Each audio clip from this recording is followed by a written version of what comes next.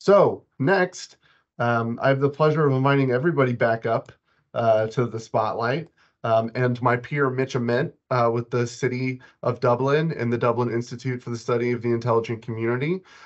Mitch has some questions for our panelists.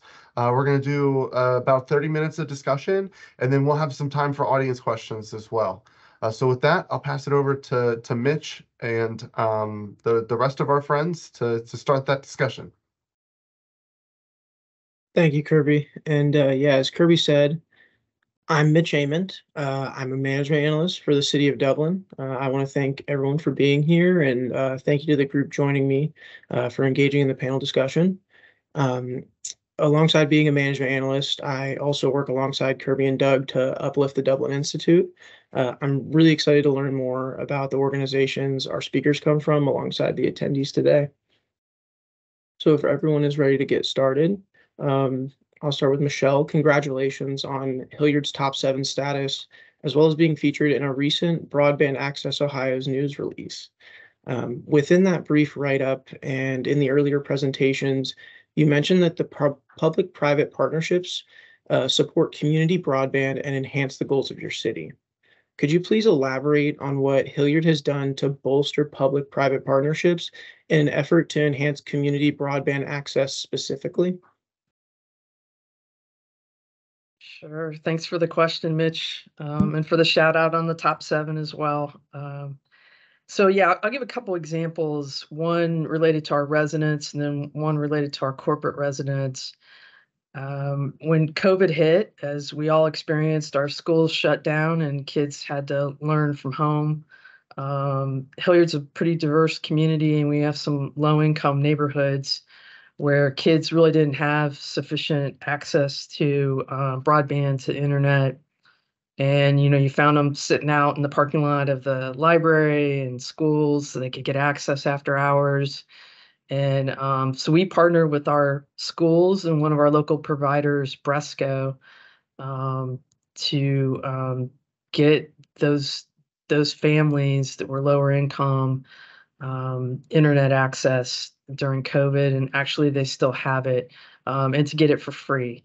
So we partner with Bresco. We worked with our schools to identify all the students that were either free or reduced lunch, and then reached out to all of them to see who may need it. Because we had expanded our Hi-Fi-O to a lot of the schools, we'll have all 20 schools connected by the end of next year. It made it easier to get out into the neighborhoods. The city purchased wireless network equipment for Bresco, and then they delivered the service and what each family needed for that. And then on the business community side, I mean, the power of Hi-Fi-O for us is really our ability to have companies come in and have multiple access points around the city that they can connect. And I'll give one example. We have 2 companies within Converge Technologies that are working on a drone technology that's autonomous beyond line of sight drones. So there's only one other that we've found in the world so far. It just happened a couple months ago that can do this. And we have helped them build a virtual air traffic control dome over the city. So we have multiple access points for tag sensors and also long-range cameras.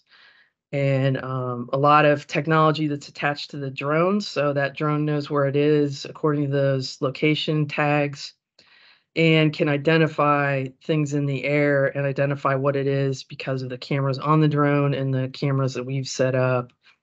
So without Hi-Fi-O, we wouldn't have that rapid real-time response for that drone to be able to understand where it is and where it's headed. So again, this is for safety services, so they can get on, drone on site. Hopefully it'll fly 90 miles per hour and get to anywhere in Hilliard in less than 2 minutes. So a couple examples of our Hi-Fi-O system.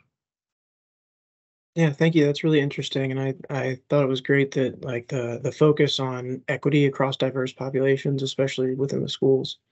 And then continuing through the group, Michael, as we talked about earlier, the city of Westerville has WeConnect, which is an important asset to the region's goal of advancing broadband connectivity. In your presentation to the group a few minutes ago, you mentioned some future goals and programs.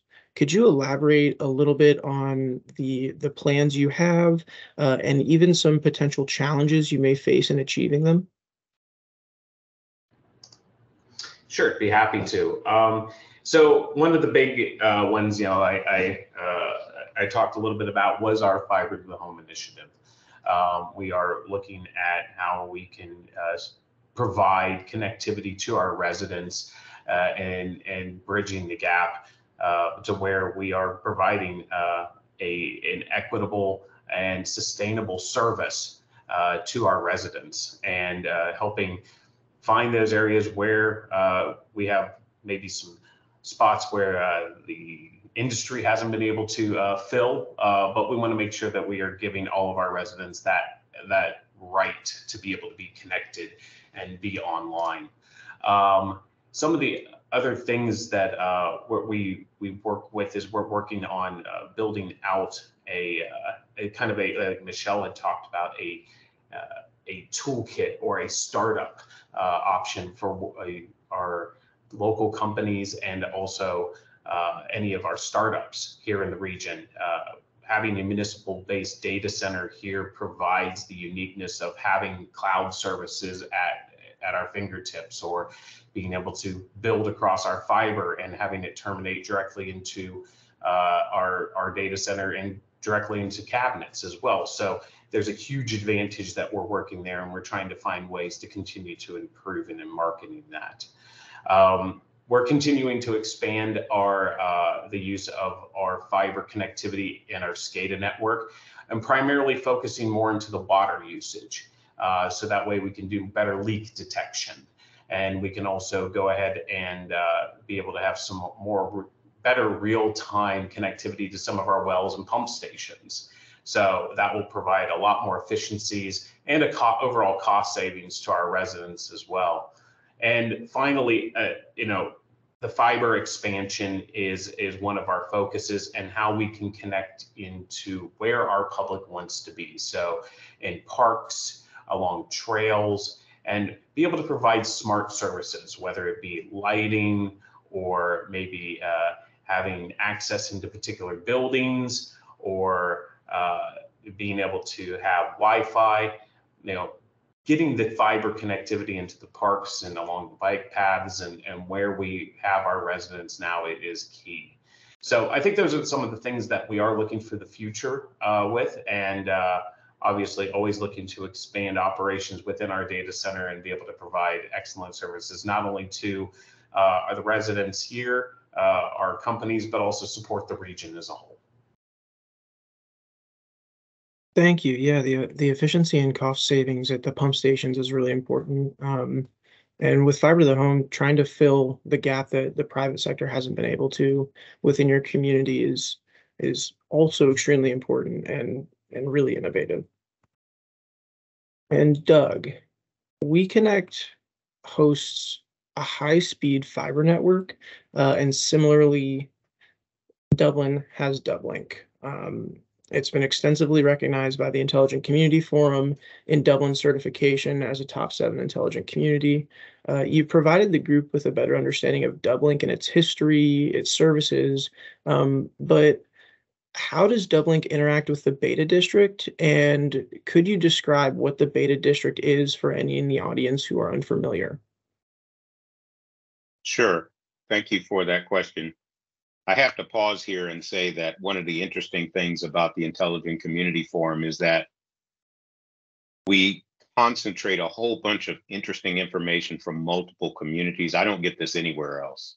And it's really breathtaking, quite frankly, when you put in context, wait a second, this is all happening like within a 20-mile period or location from each other.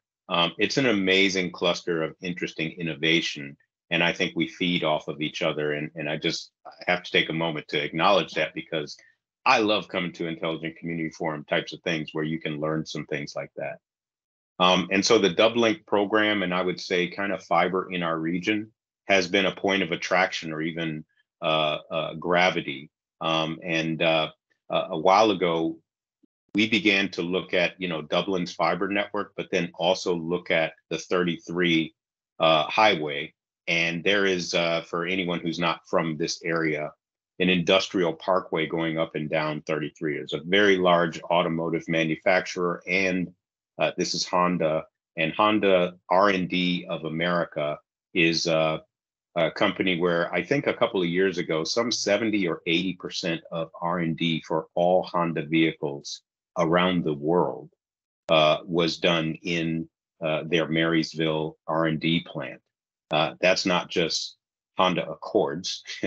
That's lawnmowers and motorcycles and just all of their engine works and different things like that. So there's an extraordinary amount of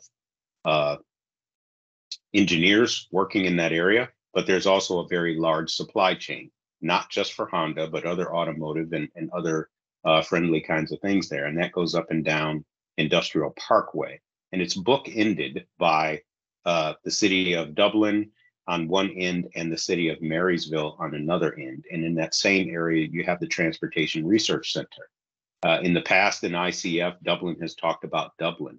But now we're really thinking about the rest of this regional type of thing. When you're talking about economic development, it goes outside of your city borders.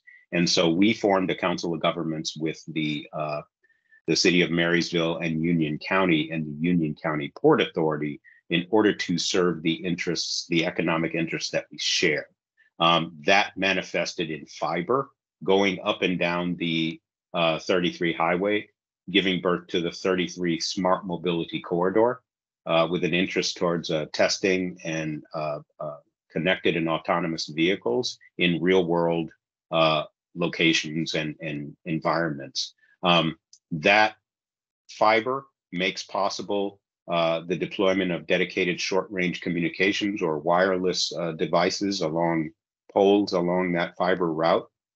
That makes it an interesting playground for connected and autonomous vehicles, not just self-driving cars, but also unmanned aerial vehicles. And so there's a real drone play here in terms of testing and creating the kinds of data privacy systems and all of that mapping that is necessary for all of our drone programs to move forward. And we want to innovate where that's concerned.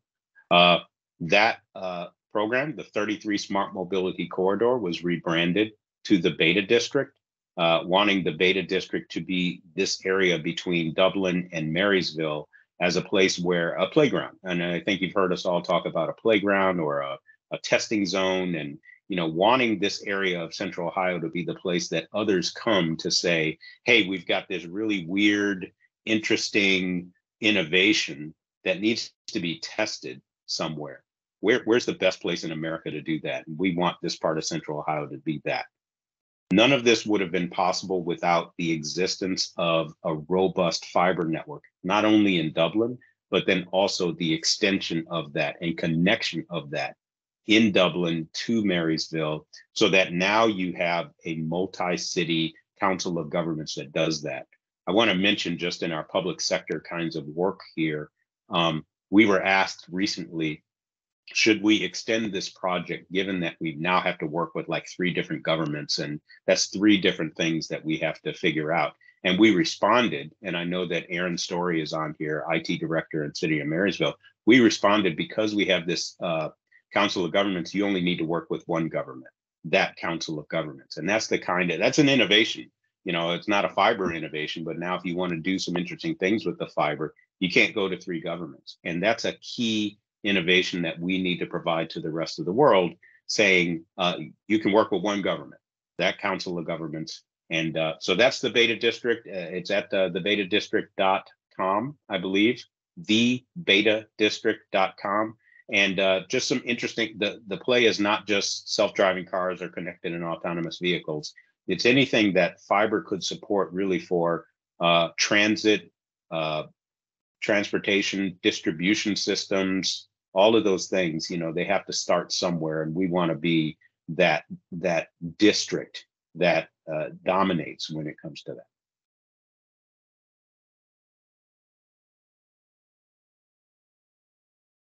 Thank you, Doug. And just elaborating on the group has talked a lot about broadband or fiber to the home.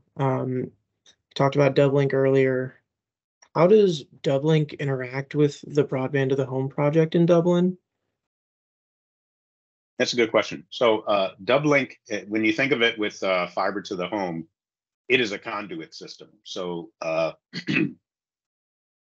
Dublink itself goes all around the city of Dublin, but it actually goes outside of Dublin as well. And as a conduit system, other service providers can place their fiber within it. And the service provider for Dublin's fiber to the home will use the Dublink conduit system, and it will place its fiber inside that conduit so that it can reach all of the places where Dublink already goes. Dublink does not go into certain neighborhoods and certain other places, but it does get to certain schools and certain other parts of the city. And so a lot of the infrastructure that needs to be dug or built is already done. And so once again, sometimes when you put in infrastructure, you don't know 5 years from now what your goals may be or what kind of network you might want to build or what private partner might want to do something that you are then in a position to say, we've already built this. You could plug in here and move faster. And that really is the point,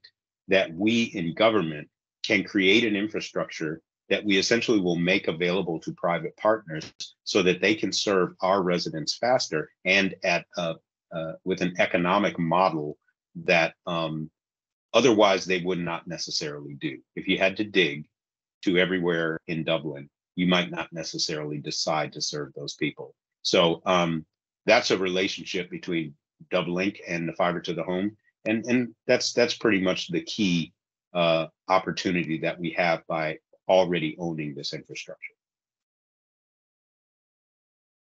Thank you. And I think that really exemplifies like the adaptability of infrastructure, public infrastructure of all kinds, not just related to conduit. Yep. Moving on to Michelle, you've described Hilliard's Hi-Fi-O network through the Hilliard City Lab. Have you seen any development implications of this partnership? And if so, can you elaborate on that? Sure. Yeah, from an economic development standpoint, and this is really part of our economic development strategy is to focus on startups. So I mentioned earlier that Hilliard City Lab, the Converge building is really maxed out right now. So we're looking at that space and what can we do next? We have some companies coming in and building some tech flex space in a few areas of the city that we're going to leverage that to move some of the companies out of the current Converge or do sort of a Hilliard City Lab part 2 in another building. And is there a 10-year vision for the growth of the Hilliard City Lab? I don't know about 10 years. We're working on a 3 to 5 year strategic plan right now. I think, we went to visit Peachtree Corners and like I said, we learned a lot from them and they're a little bit further along than we are. They had a full-time position that was part of their Curiosity Lab. And I think that that's somewhere where we're headed. We need to have, we have a lot of our employees that are involved with it now. But I think that'll be part of the vision. And then, continuing to build on what we have of what services do these companies need, being nimble and responsive as those needs change, and hopefully building really good partnerships. So when they get ready to grow and need more space or different space, they think of us first. That's fantastic. And for the group, you all have these great public programs in place. Have you, Jeff, Doug, Michael, because Michelle already answered this question, have you observed positive impacts in both economic development and even community development more broadly?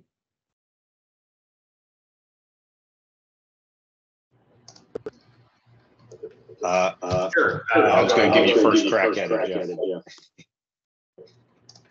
Thanks, Doug. I appreciate it. One of the things that I noticed, and we've talked about this, and Michelle's mentioned it, and Doug's mentioned it, is that you know, with these broadband initiatives that we have and how we've been able to, we've observed that they are creating these positive impacts by attracting these large companies to headquarter with us, by bringing in new innovative ideas and areas for playgrounds to test these innovations, and then they decide to stay and grow within the local community. And I think the big story here is that it's not just each municipality out there doing it itself. It's the partnerships that we're building, and economic development is not, it's a win for Westerville when we get a headquarters like DHL, but it's also a win for the region. And we're realizing more and more that we're entities individually, but we're partners at the same time. So the connection that Westerville is building with Hilliard, and the connection that Dublin has with the 33 Smart Mobility Corridor and the COG, it's realizing that to win, we have to build the region up. And sometimes, yes, economic development will come into our city, but as long as economic development is coming into the region, it's going to create a positive impact on the community as a whole. And then it's going to be able us to make our community, our region, a region of choice to attract people to come, live, play, and really help make this region even better.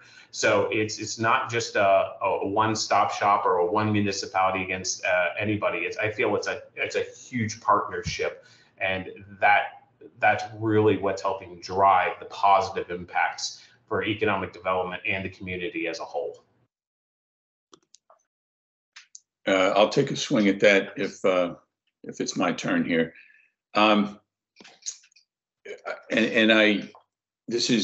This is a little premature, but I trust everybody on here is just going to take this for what it's worth and not spoil our rollout on Tuesday. But recently, we've upgraded the connectivity from Ornet to all of the ITCs to 100 gig or 200 gig, and so the school districts have lots of bandwidth, and so the project. And that bandwidth is nice. I mean, you know, you can never be too rich, too thin, or have too much bandwidth. But what you really need to do is use that for something. And on Tuesday, we're going to launch a program called Go Learn, which is another tortured acronym about generating Ohio learning and so on. But the idea, the concept is, for anyone who's ever bought a ticket on StubHub or sold a ticket on StubHub, you think about every classroom in the state of Ohio in high schools, or for that matter, in colleges, universities, but in high schools, there are empty chairs in all those classrooms. And there are some school districts in which a teacher wants to teach a course that they're very passionate about, but they have insufficient enrollment for the school to justify teaching that class. So at any rate, next week we're going to start, and it's just in the pilot next week. So don't look for this to show up in your in Scioto or Jerome or one of your high schools in Dublin next week. But the idea is every school will have the opportunity in the springtime to put seats on in this StubHub type environment, and so that a student in say Ross County or Scioto County, where there might not be an international baccalaureate program, wants to take IB higher level physics from say Upper Arlington or someplace where that class is being taught. And Upper Arlington only has 12 kids in that class, so they got room for 6 more. Then that the student in Ross County can take that. And likewise, if there's a student, last year Ohio had the National Teacher of the Year, a guy named Kurt Russell, who teaches in Oberlin. Kurt teaches a couple classes that not every school district will necessarily embrace, but he teaches a gender and oppression studies class. Well, Oberlin's a small district. There may not be enough students to take that class from Kurt, but for Oberlin to justify. But if we can have 10 other kids from out of town participate in that class, all of a sudden the class can be taught, and somebody who is an electric teacher like Kurt is can that class can be conducted. And so the idea is, yes, I know we have, we're overcoming issues like bargaining agreements and bell schedules, but we can handle all that. If somebody really wants to take a class, they'll be able to take class.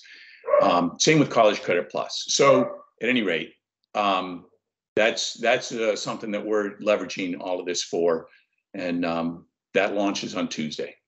So it's a secret till then. Yeah, I'll pile on, Jeff. First of all, that is so cool. That is so incredibly cool. And part of the message here is we have an education system that's based on us having different school districts that compete against each other. And this is what we're offering the citizens of our state.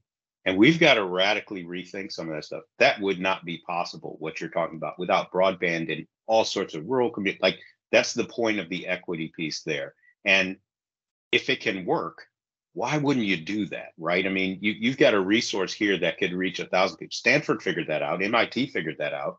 It's like, we've got empty seats.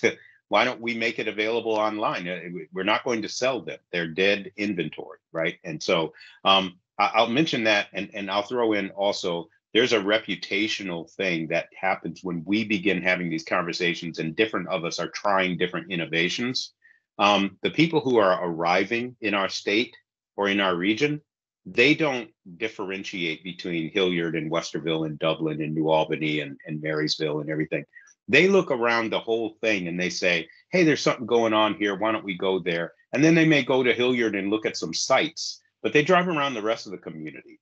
And they say, there's an innovative spirit. They seem to have a workforce here and stuff like that. They don't stick within these smaller things. And our ability to tell our story, I think, has made us very attractive.